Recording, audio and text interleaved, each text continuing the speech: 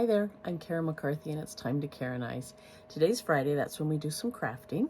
And I want to stop first and thank my subscribers. I so appreciate everything you're doing to help grow the channel. When you subscribe, when you give me a thumbs up, when you make comments, and when you share, that really helps. And I would love it if you guys would make some comments. I would just really love to hear from you. What you think about the project we're doing, where you are, what kinds of crafting you enjoy, anything like that, I would love to know. So anyway, let's get started on today's project. All right, I'm super excited to open the May Craft Club from Magnolia Design. So this is how it comes. It's a nice little box. And we have everything that we need to make this project. It's going to end up being, whoops, I got to turn it the right way. A patriotic banner garland. So we've got everything. We have this little packet. Don't you want to just stop and pop all these bubbles? Oh. With the paint that we need, some white, and a patriotic, whoops, I'm way back here. The paint that we need, packet of white, and a patriotic, having a brain warp, squeegee. Let me get that. There we go. Okay. And then what do we have in here? We have all of the wood banners and some fabric and jute string. And then we have the transfer that we're going to be using. That's Stars and Stripes. And I have a summer collection catalog with all the new designs. I'll have to look at that later. Okay, let's get this out of the way.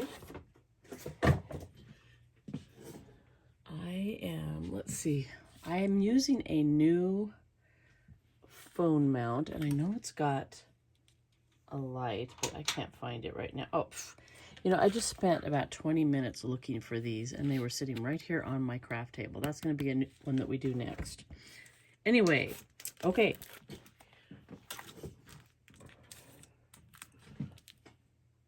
One thing I have to do, my new phone stand has the phone right above me, so I can't see at all. So I am going to try to stay in frame the whole time.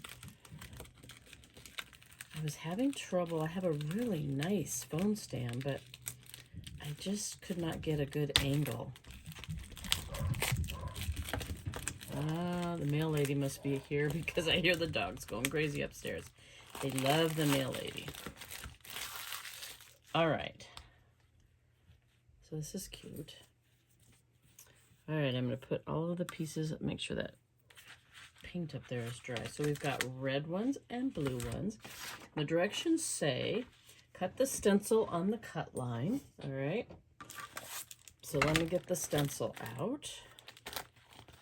Now, if you haven't used these before, they are silkscreen transfers. So where you see white, let me make sure I'm going. Yeah, where you see white, that is actually silkscreen. And when you put the chalk paste over it, you get kind of a cooler look than you do with regular stencils. Okay, I am first going to get a marker, and I'm going to put flag stripes here. And flag stars here. Excuse my writing. The reason we do that is, a lot of times once we get going on things, I might find several different projects that I want to use these with. And I might use several different transfers or stencils, whichever you want to call them, in a project. And by doing this, we just know which backer goes with which one, because these are reusable. They're self-sticking. It also helps me to hopefully not put this transfer back on here, because it'll stick a little too much to this surface, but to put it on the glossy side. All right, that'll make more sense in a little bit. Gently fuzz your stencil with a towel-like material to pick up some lint. And I have fuzzing cloths here. So I am going to just put this on here. And you hear that sound? I do that 2 or 3 times when I hear the sound. That this means it's got a lot of stick. We want lots of stick so we can use it many, many times, but we don't necessarily want it to stick that well to our project. It could peel up. I'm assuming that this is paint, and it could peel up the paint. So we just get a little bit of the lint, and when we wash it, that lint comes off and the sticky comes right back. All right, so there's that one. So I am going to, let me see how they're, oh, they're just doing kind of a little bit of everything. Okay. I'm going to do total stripes on this one. Now I have some white paste already. I'm going to put this aside and just get out my jar. And then I save my little packets, and then if someone wants to have a little take-home kit to try, I've got little designs that I can use and a little packet for them. Okay, then I'm going to put this on here. I'm going to smooth out any air bubbles. And I'm going to check my paste. I'm going to grab a little stir stick and stir it up a little bit. It's chalk paste rather than paint. And because it's chalk, it can start to dry out. This I've been using enough that it's not drying out. But if it does dry out, we want it the consistency of cake batter or yogurt. And if it starts getting too thick, we can just spritz a little distilled water on it. We want to use distilled water because tap water, if you use it in the jar like this, it can start to cause mold or mildew. Okay. Then I will put this aside. Get something to put all this stuff on so I don't get paste all over. Okay, grab my little patriotic squeegee. Make sure that you can see what I'm doing. Yes, okay. I'm just going to get some on here. I'm going to dot it on this surface and then just work it through until I don't see that blue coming through. That means that I've gone clear through and covered the surface. And you want to work fairly quickly because the chalk paste, it dries fairly quickly, and if it starts to dry too much when you pull the transfer off, it'll pull up some of the paste also. It'll kind of stick to the transfer. Sometimes that makes a really cool distressed look, and sometimes it just looks like yuck. So you can't count on it. All right, I'm going to scrape off any extra and put it right back. Let me get the lid up here. Put it right back in the jar. And I'm trying not to peel from a corner because I don't want to distort the transfer. I peel it up, and that's how easy it is. All right, so I'm going to do, oh boy, I'm probably not going to do all of these on the video because I don't really have enough room to put them to dry, but I'll do a few. So I'm going to do one of each time. I'm just going to use the squeegee to smooth that down. I don't want to get my hands too dirty. Okay, grab some more. I love this kit. It's less than $25 and includes shipping. I think it's even cheaper than that, but since I'm a designer, I don't pay the full price, so I never know what the full price is. But anyway, you get everything that you need to do a project. So you can really, if you're thinking, man, that looks kind of fun, I might want to try to do some of that stuff, you can get the club kit and have everything that you need and try it out and see what you think. I'll put the link to the website below also. All right, there we go. I'm just going to do those two for right now. And oh, I've got such a mess. I have so many projects going on at once, and that's why I don't have any space. I've got stuff laying around drying so that I can get to the next step. And then I just go on to another project. So I had stuff piled all over my disinfectant wipes. Okay, let's move this over here. And let's do, they've got some kind of cool, they've got one that they do half stars and half stripes. That looks really cool. So let's do, where'd my stars go? I'm gonna get my stars and I'm gonna fuzz them. Well, perhaps. By the way, when we get done, I take it over to the sink I have, like they call them a board eraser. It's like it's Mr. Clean, only with no chemicals. But I've used sponges and things, and you just wipe off. You want to use cool water, not hot water. Hot water can tend to cook paint. So if you didn't know about that when you're cleaning brushes, that's always good not to use hot water. Feels better on our hands, but just wash it off both sides and lay it sticky side up to dry. And then once it's dry, you can put that backer back on and it's ready for next time. Super easy. These projects are so quick and easy that a lot of times just cleaning the transfer at the end takes longer than the project itself. Not that that takes a long time, but okay, I'm going to put this along the edge so that I'm getting it straight. And I'm going to do half star, half stripe. I don't know if I'm in sight. Sorry if I wasn't.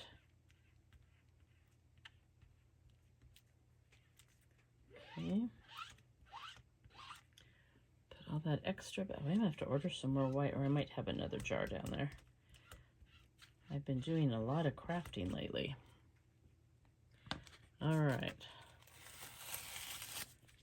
I'm going to let that dry, and I'm going to do full, sorry, I just got the hiccups, full stars on one of them. They don't take very long to dry, and since I'm doing another transfer down below it, I want to make sure it's dry, because if it's not and I put that transfer on and it gets on that wet chalk paste, it will pull it up. Oh, I almost did just half again. That's what happens when I'm talking. I forget what I'm doing. Okay. I probably make this look sloppy, but trying to hold the transfer down. All right, scrape off all the extra. Do it from this end. Grab the, this is such thin piece of wood. It's a little trickier than when you're doing it like on a chalkboard or something. All right, look at that. How pretty. It looks like I really am talented. Let's see. I think I'm going to do stars on the bottom of this one. I can use this over and over until the silk screen gets kind of clogged, and then I can't do it anymore. But let's, well, I'm not going to do that until I can wash it, because I don't want to get it crooked. So let me get the stripes. Let me do a stripe one on red. Well, I've already done a stripe one on red. Oh well, I'm put it down, so I'm going to go for it. It's already getting chalk paste on here because it's been used before. I mean, you could go and wash it every single time, but for a project like this, that would take forever. But I think I'm only going to be able to do like 2 or 3 before I have to wash them. You can take a hairdryer and, you know, use that to dry it faster. So you can get your projects done a little quicker. Yeah, sticking to my parchment paper. I'm sure I keep getting out of frame. I apologize. Let's see, I'll put that one over here. Okay. Now, we are going to, I haven't done anything on this end so I can see it really well. So I'm going to put it right at the bottom of those stars, and hopefully it'll be straight. Get it on here. So it's down good. All right. It is so fun, the different things that you can do with these transfers.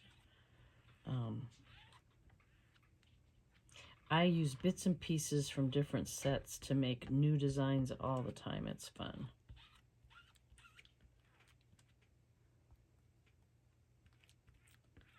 You can even get alphabet letters and create your own wording. Although I have a Cricut machine and I tend to use that for that, because unless I'm doing the letters crooked on purpose, I don't do very well with anything like that. In fact, when I was a teacher, I had to have lines drawn on my chalkboards to write straight, and I would do the wording on my bulletin boards purposely crooked. All right, so there's that one. It has a little bit of distressing look, but I kind of like that. And that's probably because I had used it several times. So I am going to stop this, get all of this part done, and then I'll be back to do the finishing parts. Okay, I have all of my little banner pieces painted, and I have them laid out. You'll only be able to see a portion, but I have them laid out. I decided what pattern I wanted. I'm just alternating red, blue, and then the different patterns.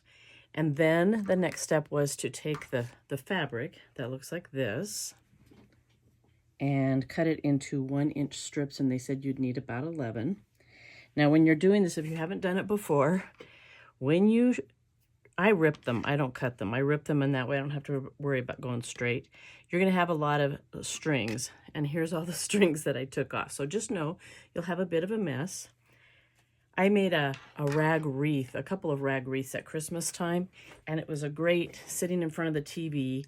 Just getting the rag pieces ready took a long time because cutting them and then getting all the little strings off, but it was a relaxing project, and it turned out so cute. So anyway, the next step is to put, and I'm just going to do a little bit here because I'm actually not going to be able to create the whole thing until I start from one end, but I'll just show you. You're going to put the jute twine in. Some people like it going across the top. I like to put it behind. So you're just going to put it, there's a hole on each corner. Maybe. I probably should have heated up my glue gun and put some on the end of this jute twine because it starts to unravel, fray, whatever you want to call it. Well, yeah. I don't want to have to turn the camera off just to do this. Oh, I might have to because look at this. Well, let's try it with a little piece of tape. Sometimes I can get that to work, and sometimes the tape just is too bulky. All right, so I'm just going to put a little piece of tape around the end here, make it like the, the end of a shoelace. I got kind of a big piece of tape. I should have cut part of that off probably, but I think it's going to work. Okay. I feel like I'm all thumbs. Do you ever have days like that?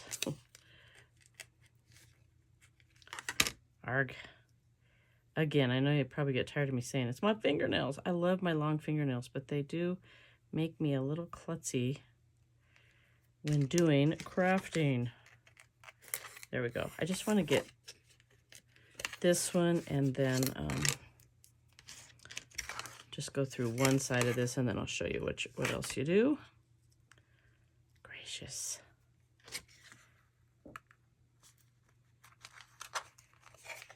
Okay, there we go.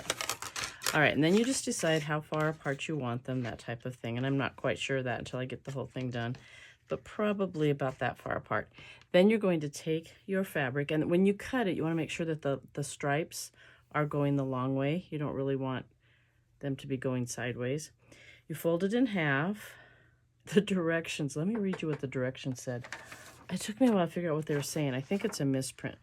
To attach red ticking stripe fabric, fold fabric strip in half.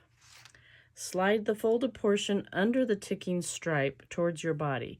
I think they meant under the jute twine. Towards your body. Pinch the two ends of the fabric and thread through the loop. I don't really understand that. I mean, I know the loop, but I'm not sure about maybe I'm just misinterpreting it. I don't know. So I just pull it through, make sure the ends are together. Pull it through, and there you go. Almost like a little tie. But I don't know, tell me if you think the directions were a misprint or if I am just not interpreting. Pinch the two ends of the fabric and thread through the loop, pulling taut towards your body. I don't know how else I would have described it, so, you know, I figured it out. So anyway, I will get the rest of it put together, and tomorrow, because it's tonight, and hubby is sleeping, I don't want to mess around in the living room, I will get it put up somewhere and then put the final picture